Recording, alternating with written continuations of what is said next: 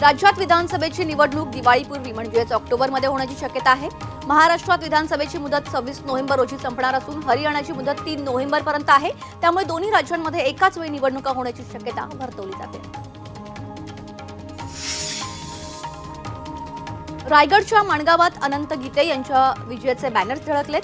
या बॅनर्सवर त्यांचा भावी केंद्रीय मंत्री असा उल्लेख करण्यात आलाय। निवडणुकीचा निकाल लागला नसतानाही माणगाव तालुक्यातील बस स्थानक परिसरात गीतेंच्या विजयाचे हे बॅनर्स झळकवण्यात आल्यानं आश्चर्य व्यक्त केलं जात आहे। दिल्लीचे मुख्यमंत्री अरविंद केजरीवाल यांनी सुप्रीम कोर्टात अर्ज दाखल केलाय।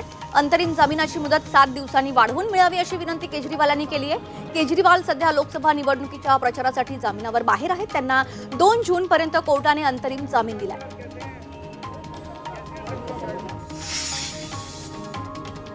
विधान परिषद निवडणूक उमेदवारीवरून महाविकास आघाडीतही बिघाड झाल्याची माहिती सूत्रांनी दिली आहे। ठाकरे गटाकडून परस्पर उमेदवार जाहीर केल्यानं मित्रपक्षांनी नाराजी व्यक्त केल्याचं समजतंय।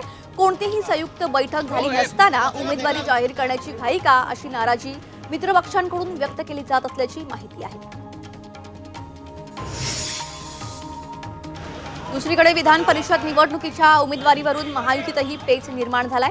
मुंबई पदवीधरची जागा शिंदे सेनेकडेच राहणार असा डॉक्टर दीपक सावंत यांनी दावा केलाय। मात्र भाजपही ही जागा लढण्यासाठी आग्रही असल्यानं उमेदवारीचा पेच सोडवण्यासाठी प्रमुख नेत्यांचा कस लागणार आहे। कोकण रेल्वेकडून रत्नागिरी ते वैभववाडी दरम्यान येत्या शुक्रवारी मेगा ब्लॉक घेण्यात येणार आहे। देखभाल आणि दुरुस्तीच्या कामासाठी हा ब्लॉक असणार आहे। त्यामुळे 3 गाड्यांच्या वेळापत्रकात बदल करण्यात आला। येणाऱ्या जून महिन्यात 10 दिवस बँकांना सुट्टी असणार आहे। एकूण 5 रविवार, 2 शनिवार आणि इतर कामांमुळे 3 दिवस असे एकूण 10 दिवस बँका बंद राहतील। मुंबई पुणे शहराला जोडणाऱ्या डेक्कन क्वीन रेल्वेला आज 94 वर्ष पूर्ण झाली आहेत। मुंबई पुणे प्रवास करणाऱ्या प्रवाशांची ती आजही पहिली पसंती आहे।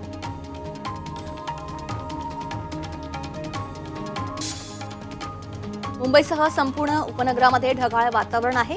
आज सकाळपासूनच काहीसं वातावरण बदलल्याचं चित्र दिसून येतंय। दररोज कडाक्याचं ऊन असतं, मात्र आज वातावरणात गारवा आहे।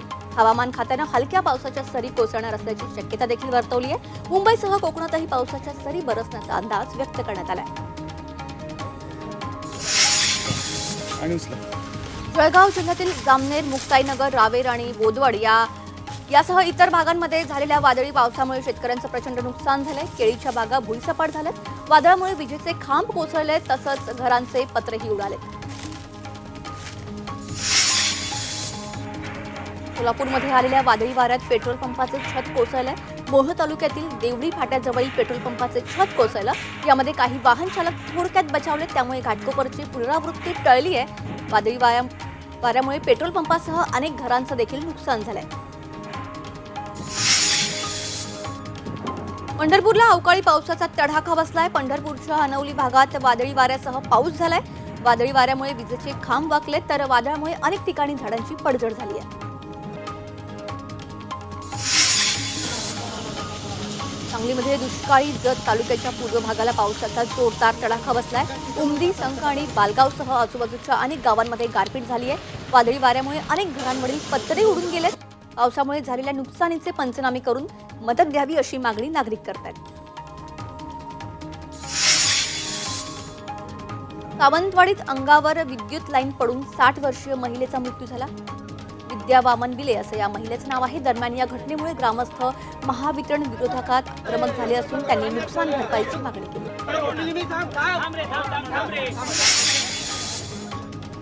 पालघर जिल्ह्यातील विक्रमगड तालुक्यात भीषण पाणी टंचाई भेडसावत आहे। हाताच्या अंतरावर धरण असताना देखील तारशी येथील ग्रामस्थांना पाण्यासाठी पायपीट करावी लागते। ग्रामपंचायतीकडे वारंवार तक्रार करूनही कोणतीही कारवाई होत नसल्याने ग्रामस्थ संताप व्यक्त करतात।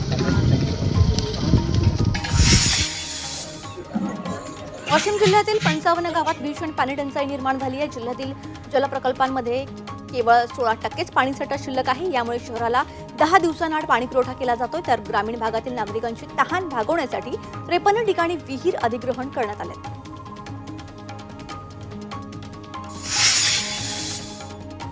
अमरावती शहरातील चपराशीपूर भागातील कमिशनर कॉलनीमध्ये कृत्रिम पाणी टंचाई निर्माण झाली आहे। गेल्या 1 महिन्यापासून येथील पाणी पुरवठा बंद आहे. पाण्याचे 4 कोटी रुपयांचं बिल थकल्याने इथला पाणी पुरवठा बंद करण्यात आलाय. कोल्हापुरातील पंचगंगा नदीमध्ये आपत्ती व्यवस्थापनाचं प्रात्यक्षिक घेण्यात आलं. आगामी पावसाळ्याच्या पार्श्वभूमीवर महापालिकेच्या वतीने आपत्ती काळात नागरिकांना वाचवण्याचं प्रात्यक्षिक देखील घेण्यात आलं.